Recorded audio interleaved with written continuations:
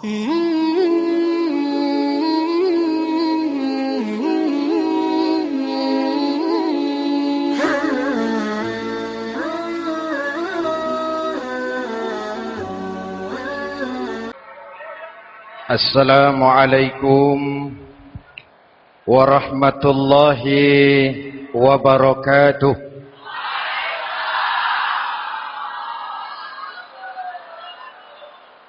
Alhamdulillahi rabbil alamin.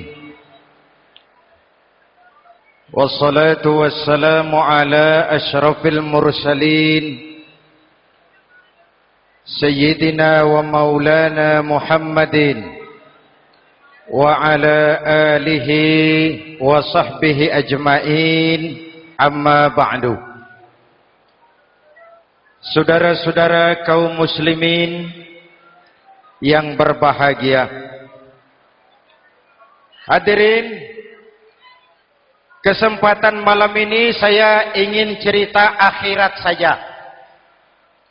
Sudah pernah ke akhirat belum? Mau? Kalau mau saya daftar, besok berangkat. Salah satu rukun iman yang 6, percaya kepada adanya akhirat. Satu saat alam ini akan hancur sehancur-hancurnya. Bumi, gempa, gunung, meletus, air laut tumpah ke darat. Planet-planet bertabrakan, halilintar menyambar, angin topan bertiup. Semua yang bernama hidup, mati, itu kiamat. Lalu kita akan dibangkitkan di padang mahsyar, dibangkitkan dari kubur kita masing-masing. Dan subhanallah, pada saat bangkit dari kubur itu, keadaan muka kita ini menurut satu riwayat berubah menurut amalan kita masing-masing. Jangan heran nanti ada yang dibangkitkan dari kuburnya itu mukanya berubah jadi muka tikus. Hebat sekali, badannya badan manusia, tangannya tangan manusia, mukanya muka tikus. Sebab apa? Sebab waktu di dunia amalannya amalan tikus. Apa amalan tikus itu? Suka menggeragoti barang yang disimpan rapi-rapi.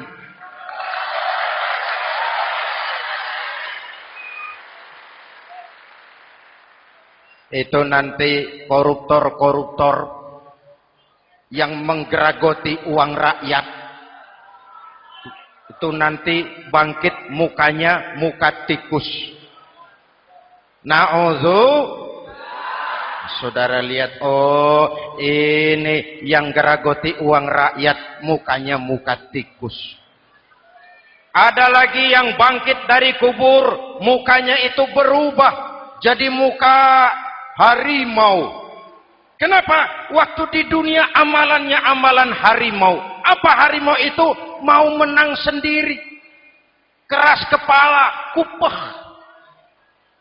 Di mana ada hutan, rajanya pasti harimau. Padahal hutan belum pernah bikin pemilihan umum. Betul? Tapi harimau tidak peduli ada pemilihan umum atau tidak, saya raja hutan. Setelah naik jadi raja di hutan, harimau bukan melindungi rakyatnya, malah makanin rakyatnya.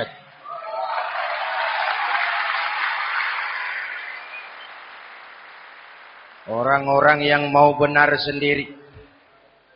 Ada lagi yang bangkit dari kubur gagah, mukanya muka ketek.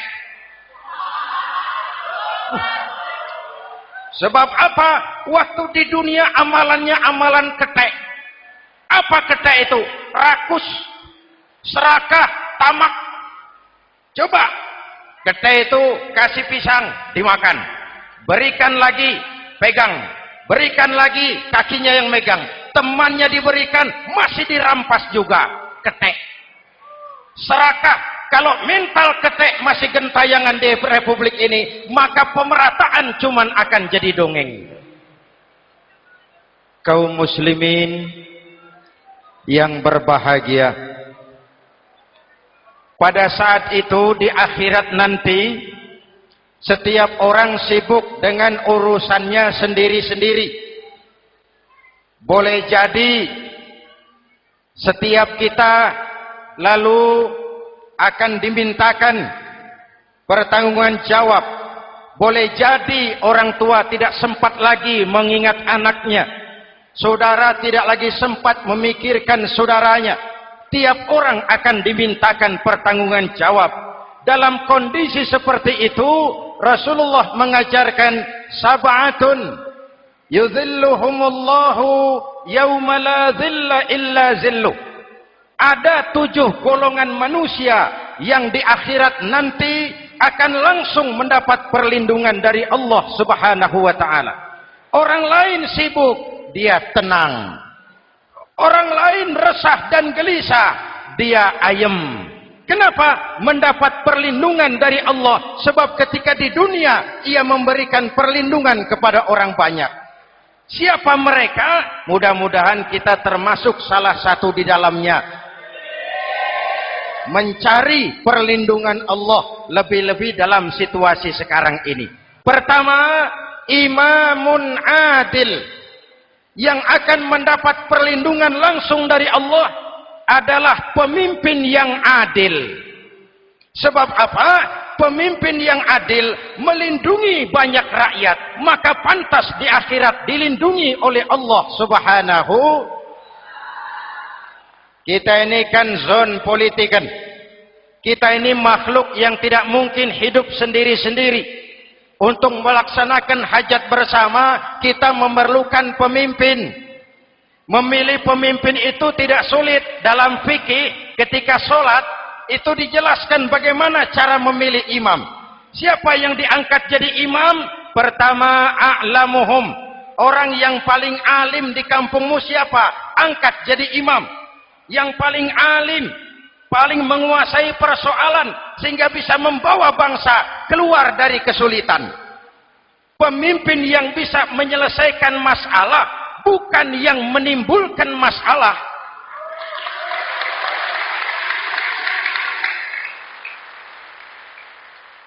Apalagi kalau pemimpinnya jadi masalah, bagian dari masalah. Ini namanya pengurus jadi urusan.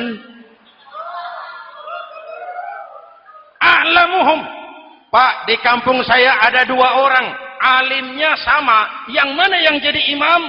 Afsahuhum, yang lebih fasih lidahnya, yang paling pandai menyuarakan aspirasi rakyatnya, punya sense of crisis. Yang satu alim tapi pelo. Yang satu alim tidak pelo, yang tidak pelo jadi imam. Kenapa? Tidak sah orang fasih bermakmum kepada imam pelo. Pak, ini imam pelo, makmum pelo semua. Sah.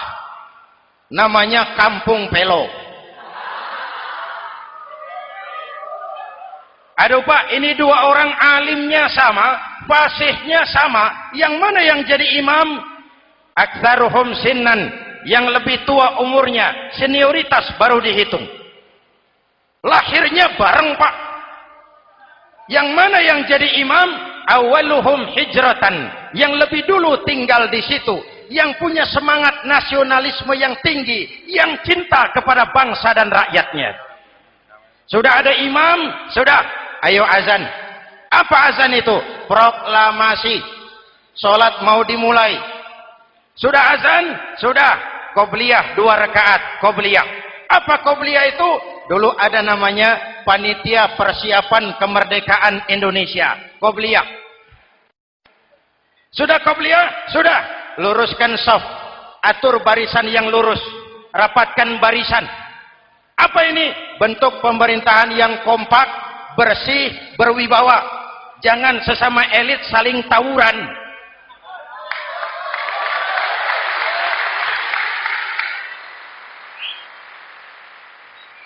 Luruskan shaf. Lalu shaf yang terdepan hendaknya diisi orang yang sedikit alim. Tidak perlu alim betul, sedikit alim. Maksudnya apa? Kalau imam keliru dia bisa tegur. Kalau imam salah dia bisa tegur. Kalau imam batal dia bisa gantikan. Ini wakil-wakil makmum. DPR, DPRD. Wakil-wakil makmum. Sudah. Ayo imam, pimpin sholat. Sepakati dulu, kita mau sholat apa? Rakaatnya berapa? Surah yang mau dibaca apa? Pakai sujud tilawah apa tidak? Supaya makmum tidak kaget-kagetan. Rakyat harus dikasih tahu pemimpinnya mau kemana. Visinya apa? Supaya makmum ikutnya ikhlas. Jelas? Hadirin yang saya hormati, kita memerlukan pemimpin yang adil, yang menaungi rakyatnya, sehingga dengan demikian nanti mereka akan dinaungi langsung oleh Allah Subhanahu. Mudah-mudahan Allah memberikan kepada kita rakyat dan bangsa Indonesia ini pemimpin yang adil. Saya yakin perjalanan waktu akan mengantarkan kita di mana orang-orang akan terbuka topengnya, sehingga akan jelas mana pembela rakyat, mana penyengsara rakyat.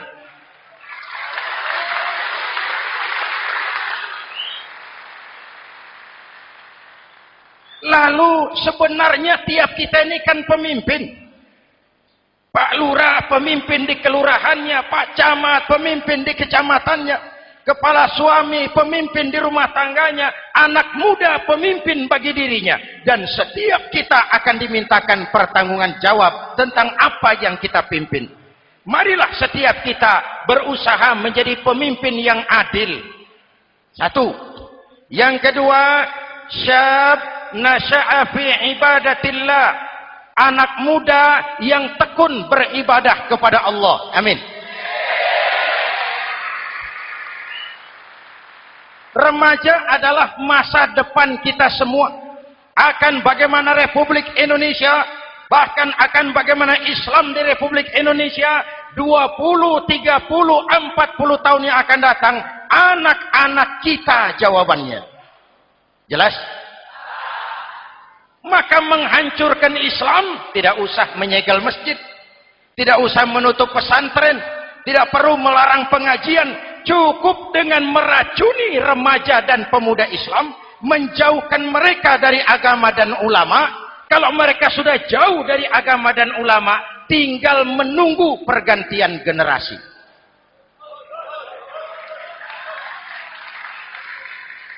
Maaf, kalau yang sudah 60 tahun ke atas, itu saya anggap angkatan selamat.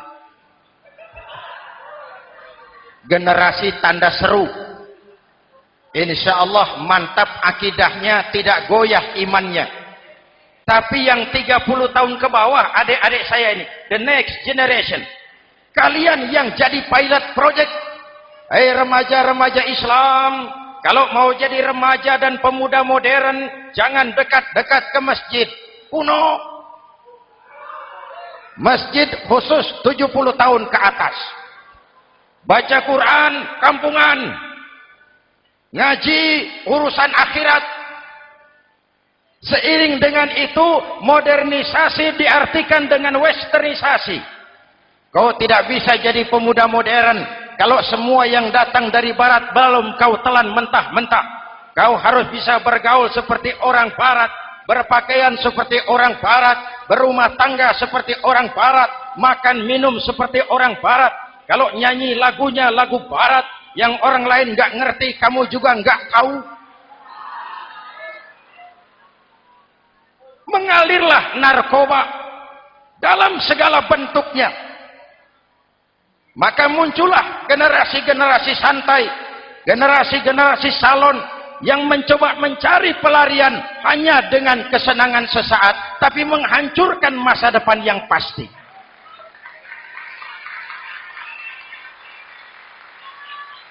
Maka mengalirlah free love, free sex, Samenleben, hidup bersama di luar nikah alias kumpul. Ya sama saja, kumpul kebo, kumpul embek itu sama. Hadirin yang saya hormati, kalau sudah hancur, tinggal menunggu pergantian generasi. Oleh karena itu, adik-adik saya, para remaja, para pemuda, kalian harapan kami semua. Di pundak kalian, kami pertaruhkan hari depan bangsa dan negara ini. Hidup cuma putaran menunggu giliran. Ada saat datang, ada waktu pergi. Ada hari lahir, ada saat kembali, ada hari dilantik, ada saat untuk menyerahkan jabatan. Hidup cuma sekadar menunggu giliran. Karena itu kepada kalian saya ingatkan satu ucapan orang bijak. Hai anak muda, berpikirlah kau di waktu pagi, bekerjalah di waktu siang, makanlah di waktu sore, dan tidurlah di waktu malam. Berpikir di waktu pagi, belajar mumpung masih muda. Bekerjalah di waktu siang, amalkan ilmu itu setelah dewasa. Makanlah di waktu sore, hari tua tinggal menikmati hasilnya. Tidurlah di waktu malam, matilah dengan tenang. Kalau pagi kau tidak berpikir, nanti siang kau tidak akan bisa bekerja. Kalau siang tidak kerja, nanti sore mau makan apa? Kalau sore tidak makan, alamat malam nggak bisa tidur.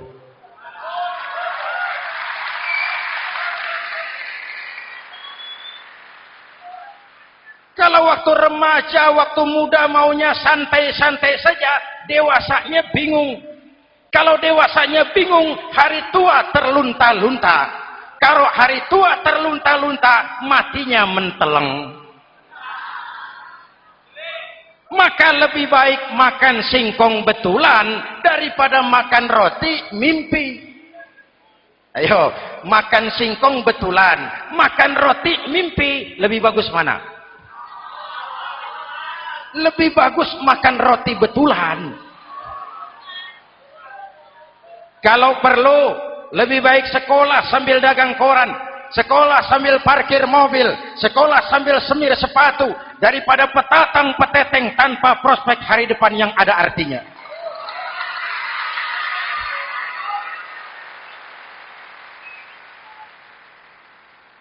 Inilah golongan kedua yang nanti akan langsung mendapat perlindungan dari Allah. Anak muda yang tekun ibadah. Kalau orang tua tekun ibadah, pantas. Orang tua rajin ibadah tidak istimewa. Masya Allah Pak, itu orang tahajudnya hebat, wirid yasinnya mantap, puasanya luar biasa, zikirnya mantap. Umurnya berapa? 70. Wajar. Lalarwi sanjo. Sudah larut senja. Kalau 70 masih jadi preman, kapan taubatnya?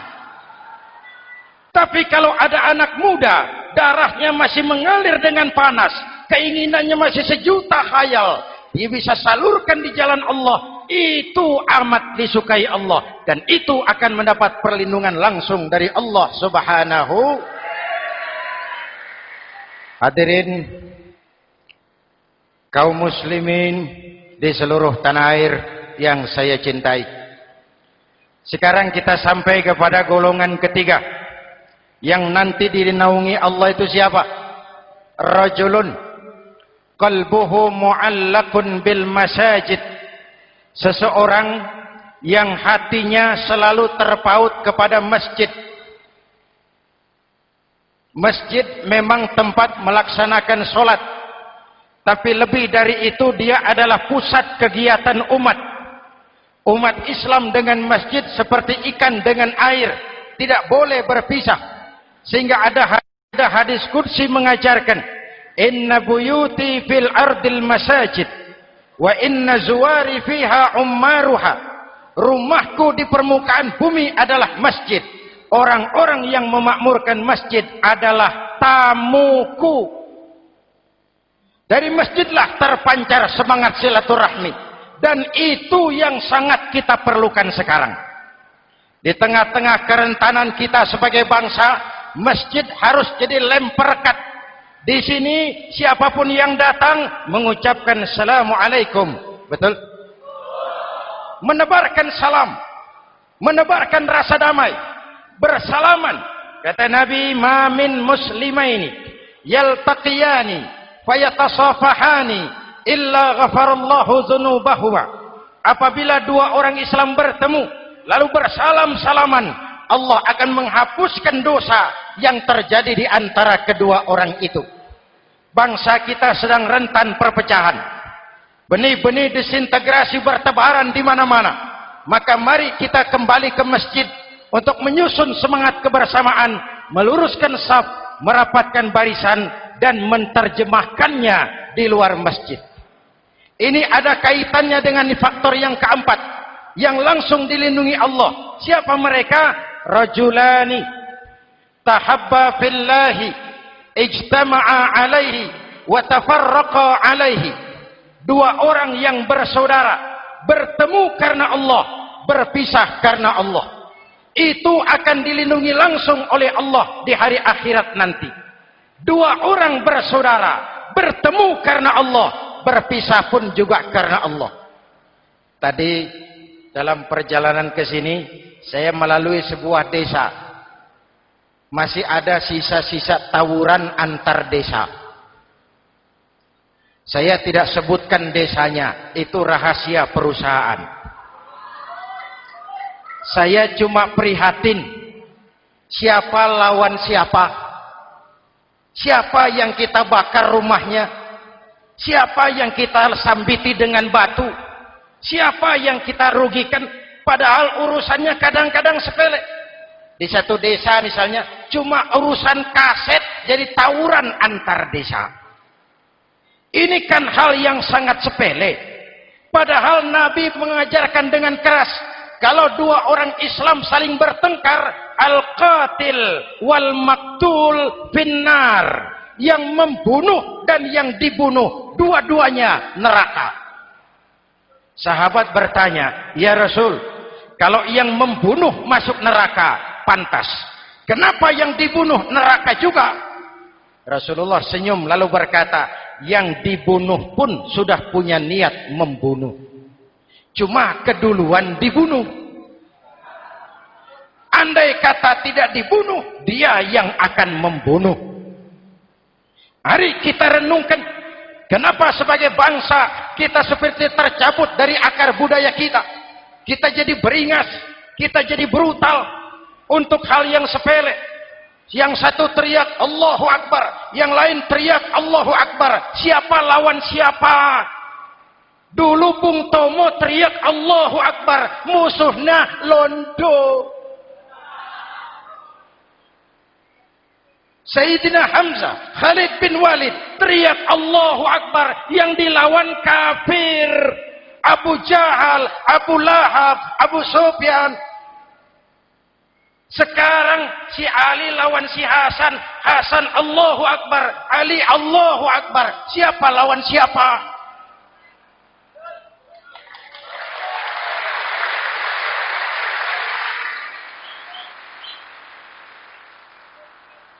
Kenapa kita jadi begitu mudah menggunakan nama Tuhan untuk melampiaskan ambisi pribadi? Kenapa Allahu Akbar yang begitu sakral kita lepas cuma untuk pelampiasan sebuah dendam? Dua orang yang bersaudara bertemu karena Allah, berpisah karena Allah. Itu ukurannya. Kau di jalan Allah, kau saudaraku. Keluar dari jalan Allah, selesai persaudaraan sampai di sini.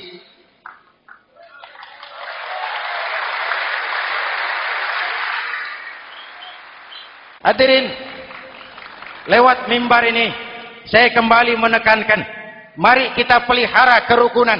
Pertama, rukun antar umat seagama. Sesama muslim harus bersatu. Yuk, kita rukun yuk. Kita kompak yuk. Kita bersatu yuk. Sesama muslim, kaos boleh berbeda, boleh. Jaket boleh tidak sama, silakan. Paham politik boleh berbeda, boleh. Kau lewat sana, saya lewat sini, nanti kita ketemu di sana. Betul? Mari lapang dada menerima perbedaan, tetapi mengarah kepada satu tujuan yang sama. Walaupun bineka, kita ini tunggal, seperti dilatih di masjid ini. Dua orang yang bersaudara, bertemu karena Allah, berpisah karena Allah. Hati-hati, di masyarakat sekarang ini kan lebih banyak tukang kompor daripada tukang lem. Tahu tukang kompor? Hangati sana, panasi sini, bakar sana, sulut sini. Terbakar kita, dia lari tepuk tangan. Udah capek kita rakyat diobok-obok. Udah capek kita rakyat dialamatkan, dijadikan adres. Semua kalau pidato demi rakyat, untuk rakyat, buat rakyat, padahal nggak pernah kenal sama rakyat. Kita cuma jadi alamat. Mari kita kokohkan akar kebersamaan. Kita sama-sama anak Ibu Pertiwi. Di negeri ini kita dilahirkan. Air negeri ini yang kita minum. Udara negeri ini yang kita hirup. Kalian remaja, kalian pemuda, lebih bertanggung jawab karena kalian anak Ibu Pertiwi. Hadirin yang saya hormati, maka tetaplah jaga semangat kebersamaan. Ini yang keempat. Yang kelima, rajulun zakarallaha khalian fafadat ainahu. Seseorang yang mengingat Allah dalam kesunyian lalu berlinang air matanya. Tengah malam, dikala orang sedang tidur, dia bangun munajat. Gemersik tikar tersentuh tangan, laksana lambaian tangan malaikat maut datang hendak merenggut nyawa. Terbayang dosa yang pernah dia kerjakan, air mata berurai membasahi pipi tanpa terasa. Orang yang munajat semacam itu nanti langsung mendapat perlindungan dari Allah Subhanahu. Saya pernah baca hadis qudsi, merinding bulu kuduk saya mendengar hadis qudsi ini.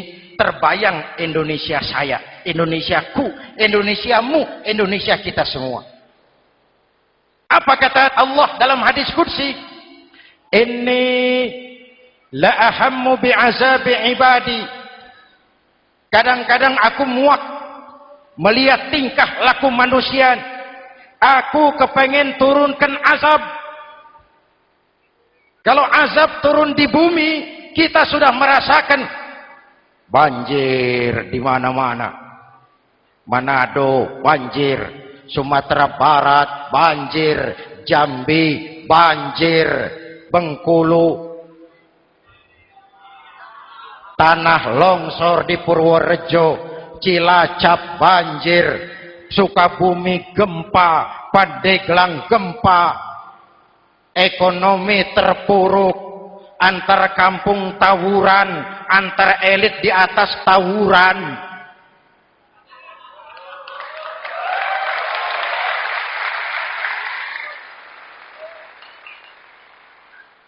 Hutang numpuk. 40% APBN kita ini sekarang cuma untuk bayar hutang. Itu pun dengan asumsi dolar 7.000, 9.000, artinya sekitar 50% APBN kita untuk bayar hutang.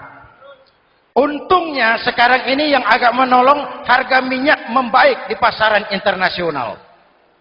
Hadirin yang saya hormati, ini lagi ngomong apa saya sih? Aku pengen turunkan azab, tetapi kata Allah, ketika aku melihat orang-orang tua yang sujud di keheningan malam, bayi-bayi tanpa dosa masih menyujud. Ada hadis qudsi mengajarkan, inna buyuti fil ardil masajid wa inna zuwari fiha ummaruha. Rumahku di permukaan bumi adalah masjid. Orang-orang yang memakmurkan masjid adalah tamuku. Dari masjidlah terpancar semangat silaturahmi. Dan itu yang sangat kita perlukan sekarang. Di tengah-tengah kerentanan kita sebagai bangsa, masjid harus jadi lem perekat. Di sini siapapun yang datang mengucapkan assalamualaikum. Betul?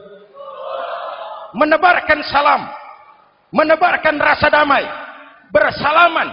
Kata Nabi, ma min muslimaini yaltaqiyani fayatasafahani illa ghafarallahu dzunubahuma. Apabila dua orang Islam bertemu lalu bersalam-salaman, Allah akan menghapuskan dosa yang terjadi di antara kedua orang itu. Bangsa kita sedang rentan perpecahan. Benih-benih disintegrasi bertebaran di mana-mana. Maka mari kita kembali ke masjid untuk menyusun semangat kebersamaan, meluruskan saf, merapatkan barisan, dan menerjemahkannya di luar masjid. Ini ada kaitannya dengan faktor yang keempat, yang langsung dilindungi Allah. Siapa mereka? Rajulani tahabba fillahi ijtama'a alaihi wa tafarraqa alaihi. Dua orang yang bersaudara, bertemu karena Allah, berpisah karena Allah. Itu akan dilindungi langsung oleh Allah di hari akhirat nanti. Dua orang bersaudara, bertemu karena Allah, berpisah pun juga karena Allah. Tadi dalam perjalanan ke sini, saya melalui sebuah desa.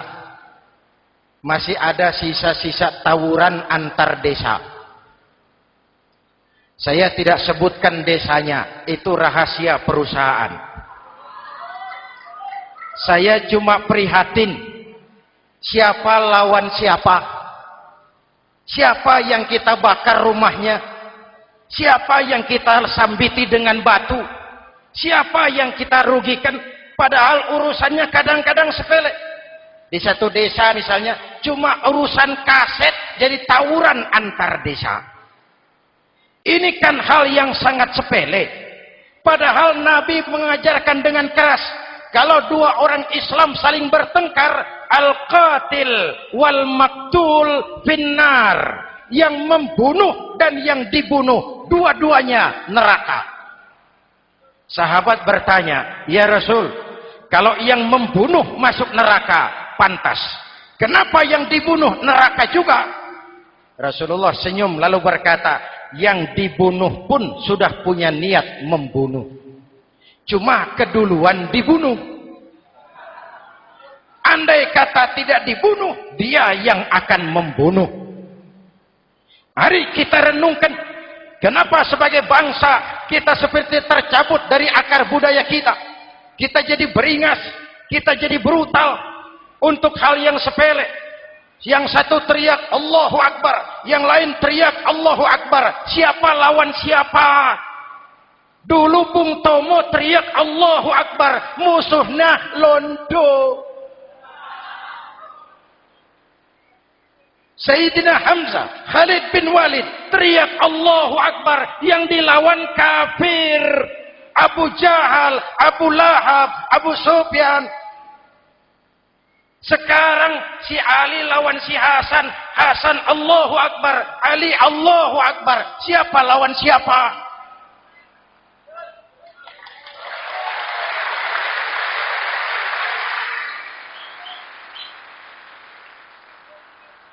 Kenapa kita jadi begitu mudah menggunakan nama Tuhan untuk melampiaskan ambisi pribadi? Kenapa Allahu Akbar yang begitu sakral kita lepas cuma untuk pelampiasan sebuah dendam? Dua orang yang bersaudara bertemu karena Allah, berpisah karena Allah. Itu ukurannya. Kau di jalan Allah, kau saudaraku. Keluar dari jalan Allah, selesai persaudaraan sampai di sini.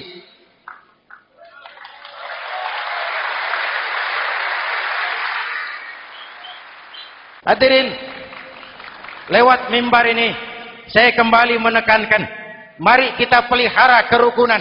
Pertama, rukun antar umat seagama, sesama muslim harus bersatu.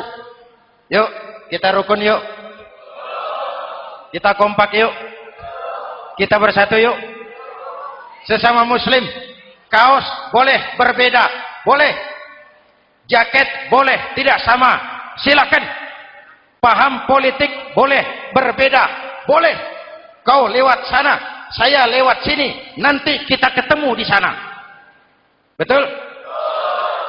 Mari lapang dada menerima perbedaan, tetapi mengarah kepada satu tujuan yang sama. Walaupun bineka, kita ini tunggal. Seperti dilatih di masjid ini. Dua orang yang bersaudara bertemu karena Allah, berpisah karena Allah. Hati-hati, di masyarakat sekarang ini kan lebih banyak tukang kompor daripada tukang lem. Tahu tukang kompor? Hangati sana, panasi sini, bakar sana, sulut sini. Terbakar kita, dia lari tepuk tangan. Udah capek kita rakyat diobok-obok. Udah capek kita rakyat dialamatkan, dijadikan address. Semua kalau pidato demi rakyat, untuk rakyat, buat rakyat, padahal nggak pernah kenal sama rakyat. Kita cuma jadi alamat. Mari kita kokohkan akar kebersamaan. Kita sama-sama anak Ibu Pertiwi. Di negeri ini kita dilahirkan. Air negeri ini yang kita minum. Udara negeri ini yang kita hirup. Kalian remaja, kalian pemuda, lebih bertanggung jawab karena kalian anak Ibu Pertiwi. Hadirin yang saya hormati, maka tetaplah jaga semangat kebersamaan. Ini yang keempat. Yang kelima, rajulun zakarallaha khalian fafadat ainahu. Seseorang yang mengingat Allah dalam kesunyian lalu berlinang air matanya. Tengah malam, dikala orang sedang tidur, dia bangun munajat. Gemersik tikar tersentuh tangan, laksana lambaian tangan malaikat maut datang hendak merenggut nyawa. Terbayang dosa yang pernah dia kerjakan, air mata berurai membasahi pipi tanpa terasa. Orang yang munajat semacam itu nanti langsung mendapat perlindungan dari Allah Subhanahu. Saya pernah baca hadis qudsi, merinding bulu kuduk saya mendengar hadis qudsi ini. Terbayang Indonesia saya, Indonesiaku, Indonesiamu, Indonesia kita semua. Apa kata Allah dalam hadis qudsi? Inni la ahammu bi'azabi ibadi. Kadang-kadang aku muak melihat tingkah laku manusia. Aku kepengen turunkan azab. Kalau azab turun di bumi, kita sudah merasakan banjir di mana-mana. Manado banjir, Sumatera Barat banjir, Jambi banjir, Bengkulu, tanah longsor di Purworejo, Cilacap banjir, Sukabumi gempa, Pandeglang gempa, ekonomi terpuruk, antar kampung tawuran, antar elit di atas tawuran.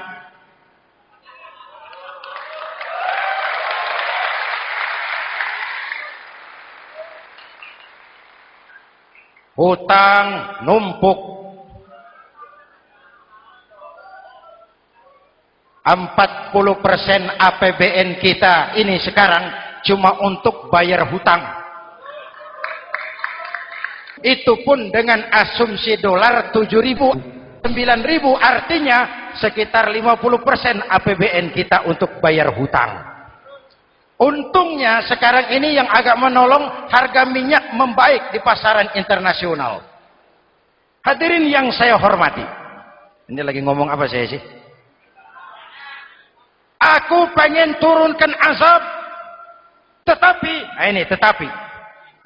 kata Allah, ketika aku melihat orang-orang tua yang sujud di keheningan malam, bayi-bayi tanpa dosa masih menyusu, binatang ternak melata mencari makan, murkaku surut, azab aku tarik kembali. Ayo renungkan hadis ini. Allah mau marah nggak jadi, azab ditarik, kesulitan diangkat, pertolongan datang, ada yang meredam murka Allah. Allah mau marah nggak jadi. Kenapa? Orang-orang tua yang tengah malam sujud sambil berlinang air mata, itu yang meredam murka Allah. Yang ikhlas menangis kepada Allah, bukan menangis berdasarkan pesanan. Ini kan sekarang apa yang nggak bisa dipesan? Istighosah pesanan, demo pesanan, 10.000 berangkat. Ngerti apa enggak urusan soal lain.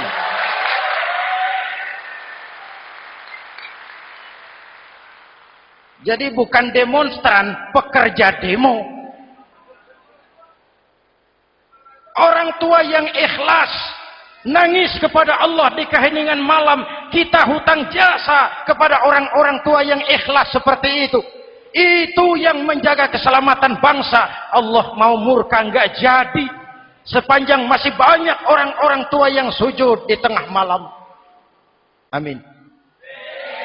Yang kedua, bayi tanpa dosa masih menyusu. Tanpa dosa. Binatang melata mencari makan. Sekarang bagaimana kesulitan, gak mau panjang. Mengamalkan hadisnya terbalik. Yang disuruh itu orang tua tengah malam sujud. Bayi tanpa dosa nyusu. Sekarang ini orang tua tengah malam nyusu. Bayi tanpa dosa dibuang ke tempat sampah. Akibat pergaulan bebas, bayi tanpa dosa dibuang ke tempat sampah. Orang tua tengah malam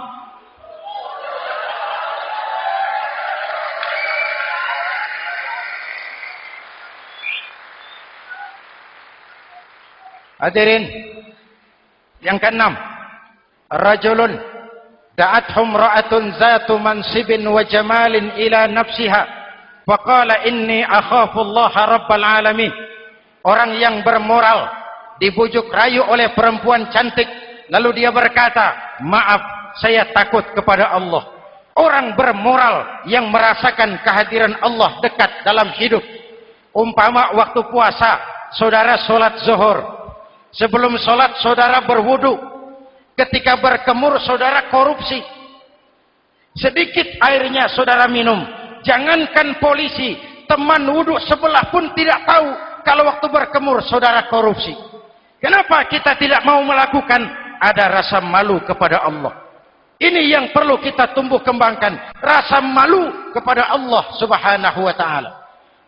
Yang ketujuh, rajulun tasaddaqa bi shadaqatin fa akhfaha. Orang yang bersedekah lalu disembunyikan sehingga tangan kiri tidak tahu apa yang diberikan oleh tangan kanan. Orang yang punya kepedulian tinggi tetapi ikhlas menolong yatim, membantu sesama dalam rangka menegakkan masyarakat yang adil dan makmur. Mari kita mohon kepada Allah, semoga kita semua senantiasa dalam perlindungannya di dunia ini dan lebih-lebih di akhirat nanti. Al-Fatihah. A'udzubillahi minasyaitonir rajim. Shiratal ladzina an'amta 'alaihim ghairil maghdubi 'alaihim waladdallin. Amin. Bismillahirrahmanirrahim. Alhamdulillahirabbil alamin. Allahumma shalli ala Muhammad wa ala alihi wa sahbihi ajmain. Rabbana taqabbal minna salatana wa siyamana wa qiyamana wa takhashu'ana wa ta'abbudana wa tammim taqsirana ya arhamar rahimin. Allahumma ja'alna minas su'ada'il maqbulin wa la taj'alna minal ashqiya'il mardudin. Rabbana zalamna anfusana wa illam taghfir lana wa tarhamna lanakunanna minal khasirin. Afdalu ma qultuhu ana wan nabiyyuna min qabli la ilaha illallah.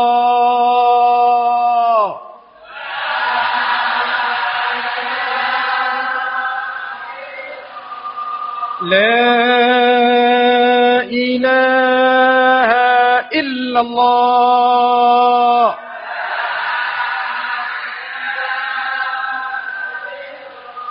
Muhammadur Rasulullah.